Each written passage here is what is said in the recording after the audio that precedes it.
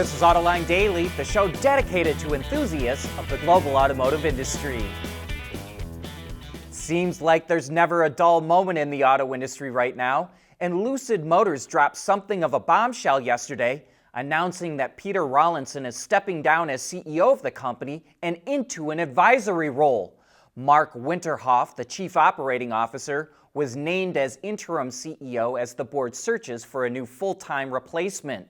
So it sure sounds like something happened for such a quick departure of Rawlinson, and Lucid's latest financial earnings could have been what triggered it all. Even though sales were up 70%, the company only sold a little over 10,000 cars. Revenue was up 36%, but only came to a little over $800 million. The company posted a $3 billion operating loss, about the same as a year before, and a $3 billion net loss, which was actually a bit worse than before. And on top of all of that, the stock price has been stuck in a rut for the last year. No doubt that weighed on the board's decision. Lucid expects to double production this year with the launch of the Gravity SUV, and while Rawlinson is a brilliant technologist, it's pretty clear what kind of CEO the company needs right now. Somebody who can move the metal. And things don't look very rosy at Tesla either. The stock price is down almost 24% over the last month, and the company's market cap is now under $1 trillion. Bloomberg reports there are a growing number of anti-Tesla protests and even vandalism at company stores and on private vehicles. And it's all because of the provocative and political stands of Elon Musk. That's especially true in Germany, where Musk has been bashing the political leadership of the country. One survey shows that 80% of the German public have an unfavorable view of the Tesla CEO, and last month, Tesla sales in Germany fell 59%. At this point, we don't think this can be explained away by people waiting for the new Model Y, or plant retooling, or lower deliveries early in the quarter. Something seems to have fundamentally shifted, and that something is public opinion. Stellantis also posted its 2024 earnings, and the numbers are brutal. It sold 5.5 million vehicles, 867,000 fewer than the year before. Revenue came to nearly 157 billion euros, but that was 32 billion euros less than before. Its operating income dropped by more than 18 billion to only 3.6 billion euros, and its net profit fell 70% to 5.5 billion. Stella's board is searching for a new CEO and promises that this year's results will be a lot better. The National Highway Traffic Safety Administration announced that it's cut 4% of its workforce as part of President Trump's government layoffs. NHTSA says the agency grew by 30% during the Biden administration, and even after the cuts, there are still more workers than there were 4 years ago. NHTSA had more than 800 employees before the layoffs.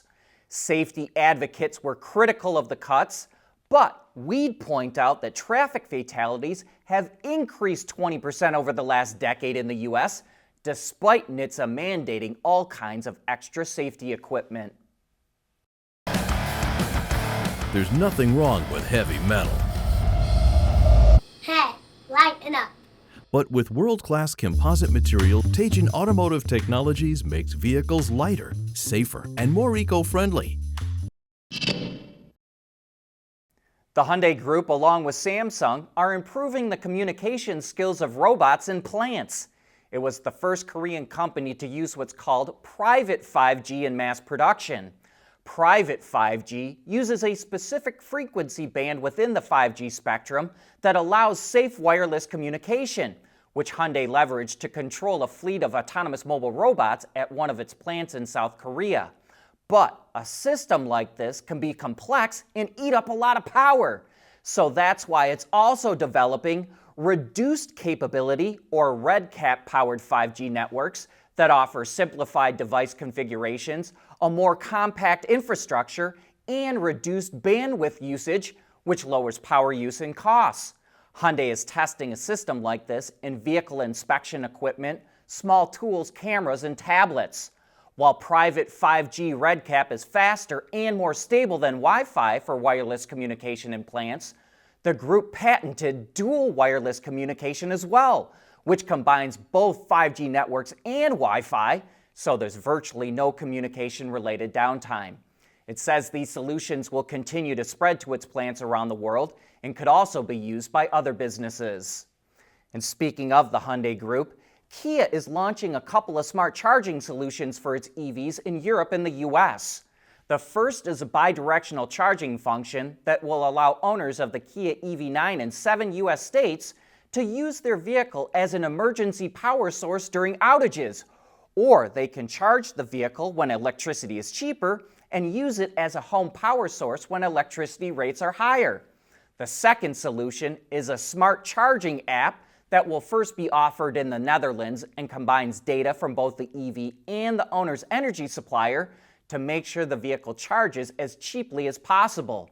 And third, it will start allowing owners to sell electricity from their EV back to the grid later this year in Europe.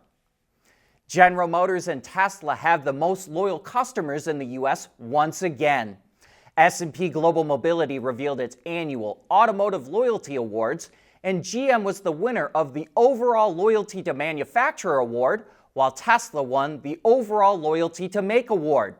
Both companies earned the same awards in 2023. And the Lincoln Corsair won the Overall Loyalty to Model Award. While brand loyalty is still below pre-pandemic levels, it has increased 3 years in a row and reached 51.6% in 2024. S&P's loyalty awards are based on an analysis of 13.1 million new vehicle registrations in the U.S. in 2024. Mitsubishi dealers in the U.S. are begging the automaker for more product. The company sold just under 110,000 vehicles last year in the U.S., but 40% of that went to fleets. Automotive News reports that dealers only retailed around 66,000 vehicles last year, an average of just 17 cars a month per store. Dealers say that figure needs to be at least 30 cars a month. So, several Mitsubishi dealers sent a letter to North America CEO Mark Chafin asking the automaker for new product. As a result of slow new car sales, some dealers say they've given up on selling new vehicles and are focusing on used sales instead, while rising prices and an aging lineup is hurting their profitability. Net profit per store averaged $434,000 last year, about half of what it was in 2020, and Mitsubishi currently only sells 3 models in the U.S., the Eclipse Cross, the Outlander, and the Outlander Sport. The automaker ended production of the Mirage last year, its second best-selling model, and dealers are expected to run out of inventory sometime this summer. Volvo has been teasing the all-electric ES90 sedan for about a week now, ahead of its official debut on March 5th. The model is based on the same SPA2 platform as the EX90 SUV, which features a more centralized computing system and software-defined vehicle architecture with just a single set of hardware and software modules.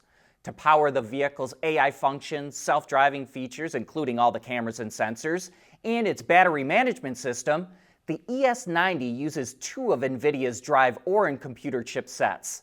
Volvo also revealed that the model will have up to 700 kilometers, or about 435 miles of range on the WLTP test cycle, and thanks to its 800-volt architecture, it can add 300 kilometers, or 186 miles of range in 10 minutes when charging at 350 kilowatts.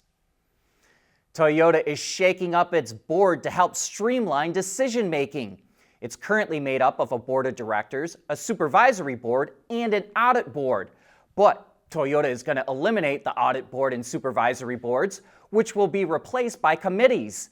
As a result, the board will shrink from 16 members to 10, with 5 internal and 5 outside directors.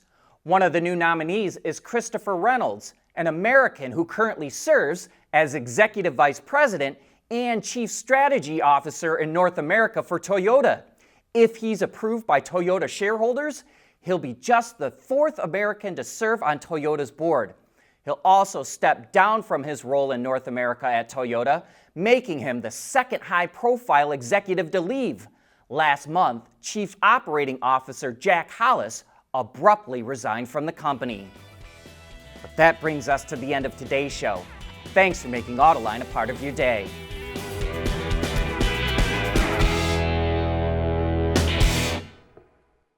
Autoline Daily is brought to you by Bridgestone, solutions for your journey. Intrepid Control Systems, over-the-air engineering boost your game. And by Teijin Automotive Technologies, the formula for better mobility.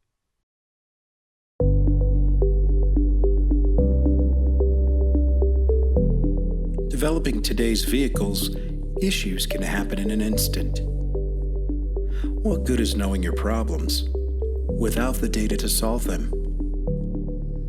Meet Wireless Neovi Cloud, your secure off-the-shelf solution, empowering real-time collaboration for quick resolution. With Wireless Neovi Cloud, your team can prevent issues before they can escalate.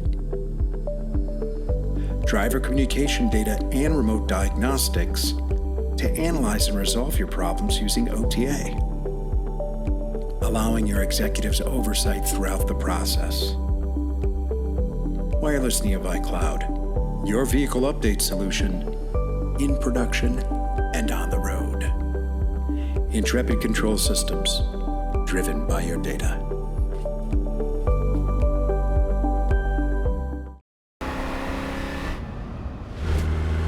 Performance that shines, even in the rain. That's what really matters. Bridgestone Potenza tires, improved grip in wet conditions.